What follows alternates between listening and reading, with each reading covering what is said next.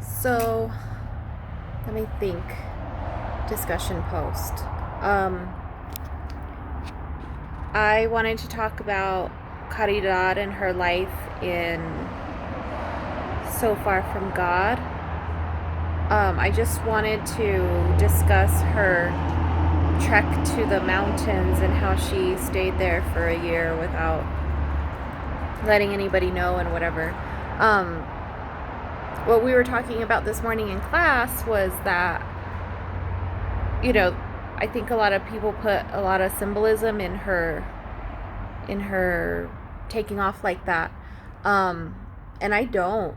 I take everything as kind of like what it is.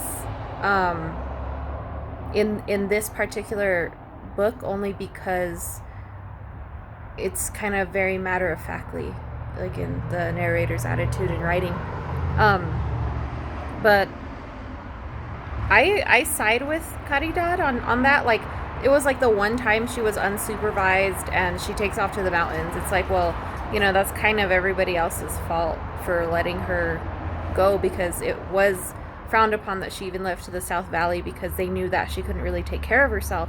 So it's no surprise that the minute that she's given a little bit of money and a little bit of freedom and trust, she uses that to take off to go soul searching. Like, I wasn't surprised about that happening. But I do agree with, it sucks for me, like, the spirituality that people have, and they're so fast to put it into these miracles. I don't know what that says about the people of New Mexico, or Catholics, or people who are just generally in pain, who are constantly looking for, Santa La Loca, or in Caridad, for this type of miracle to be blessed. But I would feel violated too if I was Caridad. I would want to come down from the mountain too, and the fact that people were claiming to have seen her without actually having seen her was very, like, wrong. Like, that was wrong of people to do, um, and to make up stories about her. Um, I would feel violated, and I'd come down from my sanctuary too. Um, but I just wanted to point that out about her, and how I agree with her, and I don't think that there was anything wrong with what she did, um, or suspicious or out of the ordinary. Like, she literally just went up there for a drive, got tired, and just kind of hung out.